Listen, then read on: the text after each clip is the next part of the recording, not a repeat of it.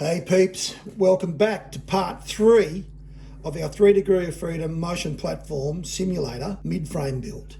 So what we're going to build today is our motor mount brackets. So what we need to do is we need to cut some plate that's going to weld on the end of our 65 by 35 by 4mm box.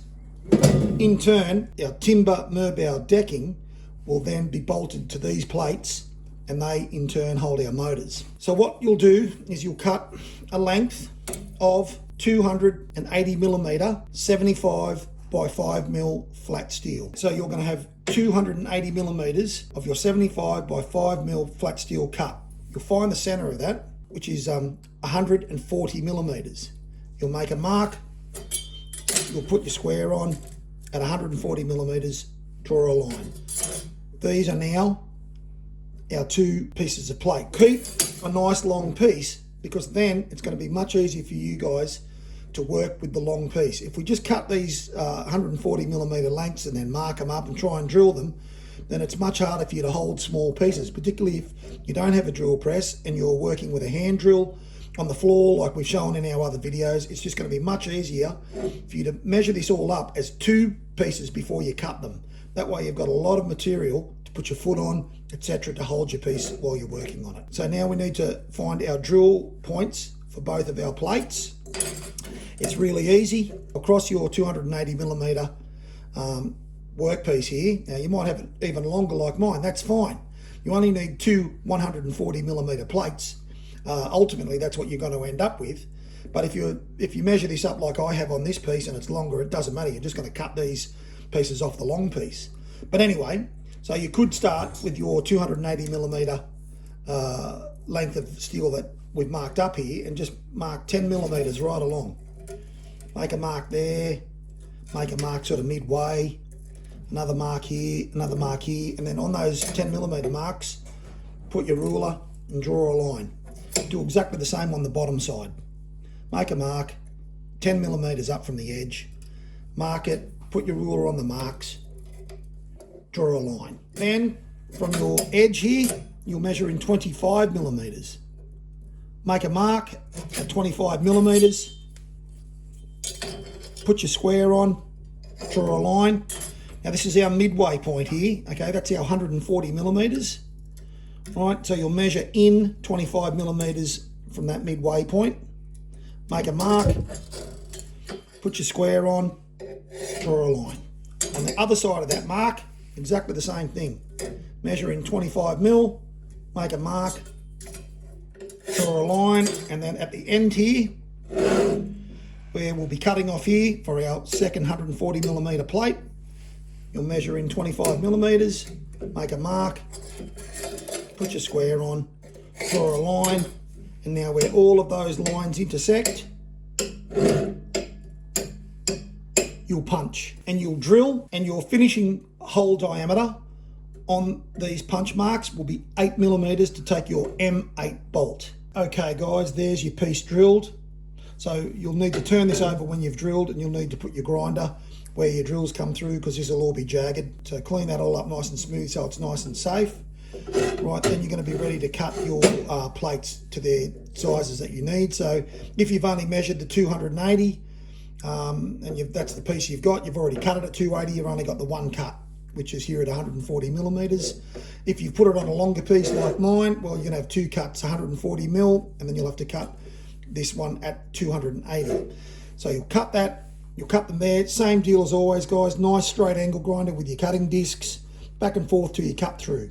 Once that's cut, what I would recommend is that you get all the mill scale off, okay? So while you're rounding all your corners and rounding off all your ends so it's nice and safe and chip and shard free, get your angle grinder, take all the mill scale off and get this back to shiny metal like this, so then it's already ready to paint when we put it on our bracket, and we don't have to try and grind that stuff off while it's welded on our bracket. So do all of that prep, and then we're ready to weld this on to our 65 by 35. So once you've cut your 2 140mm lengths of plate and they're drilled and you've cleaned them completely up, you could shave in them, okay? That's what you're coming back to me with for us to now prep and weld onto our 65 by 35.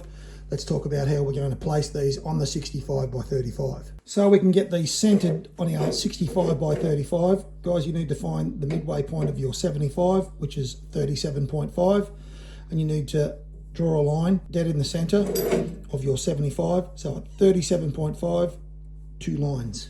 So you guys are going to have 925 millimeters left over of your 65 by 35 if you followed my directions in the materials needed, part 1A of our 3-degree of freedom motion platform simulator build, where I advised you to buy 1 meter of this.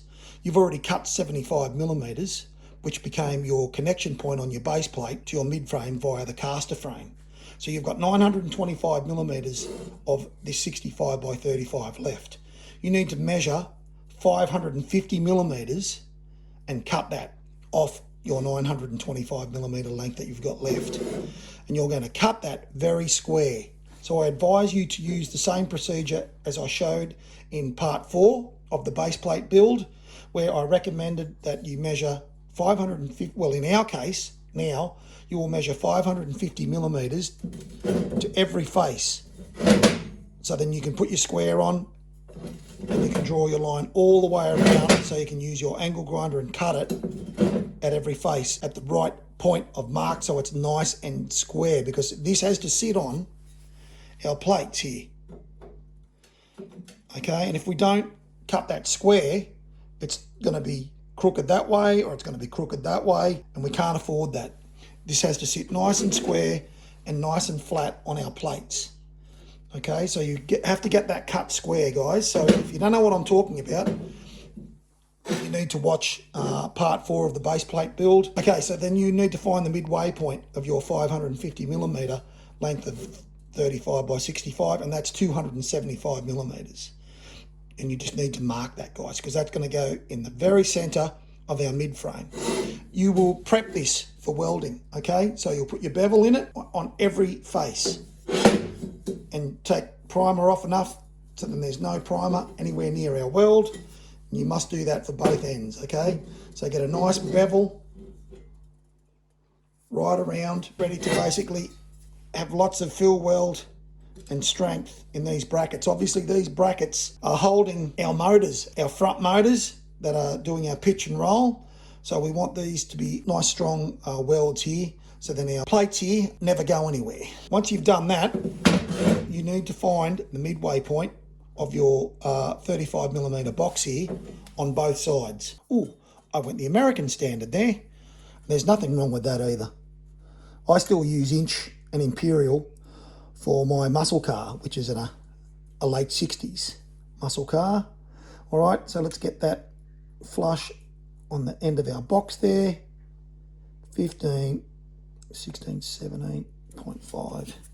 And make a mark at the bottom on both sides. So then when you place this on our plate here that we've marked the center of, we've found the center of our 75, those marks can be lined up with the plate, so you get this 65 box straight before you tack it to weld it.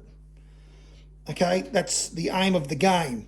And we will be welding it with the bottom face of our bracket flush with the bottom of our plate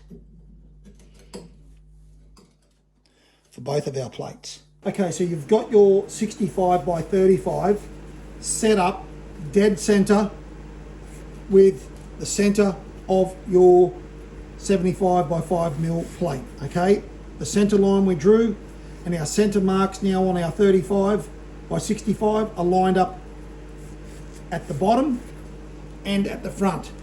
Double check, guys, double check before you tack weld this, that is definitely straight. We do not want these brackets that are holding our motors to be skewed. All right, so you make sure you line the center of your 35 millimeter box up with the center of your 75. Now this is a very heavy metal, okay? It's very heavy because it's 4 mil thick. You don't need to put a magnet on this, you don't need to F-clamp it. But what you do need to do is you need to have your welder set up and you need to tack this in every corner okay? And what you'll do is you'll do tacks that are diagonally opposite each other. So we'll put a tack here in this corner, then we'll go around and we'll put a tack in the opposite corner, then we'll do this corner, and then we'll do this corner around here. Okay, now I just want to double check that's lined up since I moved it. When your plate's really clean, okay, like this, it actually can be quite slippery. So if you need to move it around, double check, because it will move. That has moved, okay? Just me moving that little bit, this has moved out of alignment. So let's get this tacked and welded. I've got my fan on here to the left, okay? I'm getting lots of nice air there, so I'm not going to be sucking in too many welding fumes.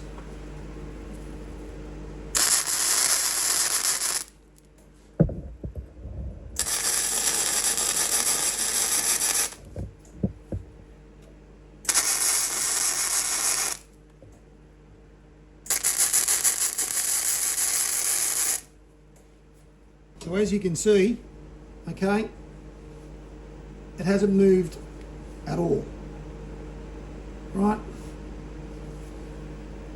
Then we can put our beads in. Now, what you need to be aware of, I'd give this a little clean just before you start doing your main beads. Rightio, so what we need to be aware of when we're welding this, now we can put very good welds and hot welds in this because we've got 5mm of plate here, and we've got 4mm in our box, so it's very thick steel. You'd have to literally hold your MIG on there for a very long time to blow a hole in this, okay? So you'll be able to get good penetration on this, and it is important. At the end of the day, this plate holds our motors, our front motors that control our pitch and roll, to our mid-frame. So we do need good, strong, penetrating welds. What we need to be careful of, our holes here, that our bolts come through our Merbau onto our plate here, are quite close to our box on both sides, right? So we're going to only weld down to 10mm before our bolt hole, because if we come all the way through, we'll end up putting weld up to our bolt hole here, and then our nut won't sit on our plate square. We don't want that. So you're going to stop, let me make a mark, we're going to stop here and here on our welds. Same with the other side. So you can mark this before you start. That's roughly where you want to stop your bead. We don't want to weld through there, or we're going to end up with weld too close to our bolt hole here. And this side is where our nut screws on, all right? So we have to avoid welding too close to those. Now, if you did cock it up and you ended up putting some weld across there, it is not the end of the world. You will be able to get your grinder and you would be able to grind that back flat. But to avoid having to spend the time having to do that, if you can keep your weld, finish your weld before you get to your holes, roughly 10mm both sides. Before you get to your hole, you won't need to spend a whole bunch of time grinding the weld back off. Let's get a nice hot bead in.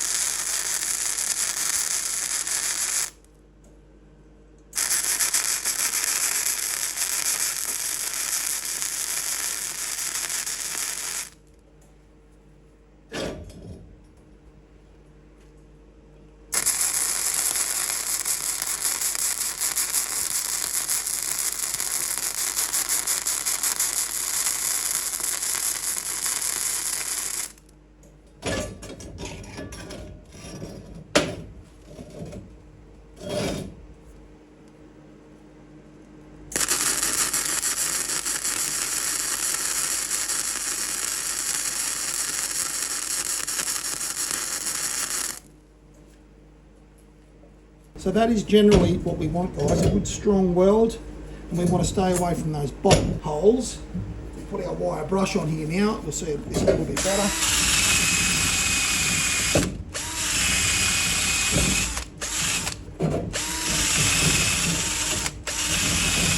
So if you get a good hot penetrating bead like that, then you are not going to ever have any problems with these brackets ever going anywhere, right? We've allowed space there for our nut.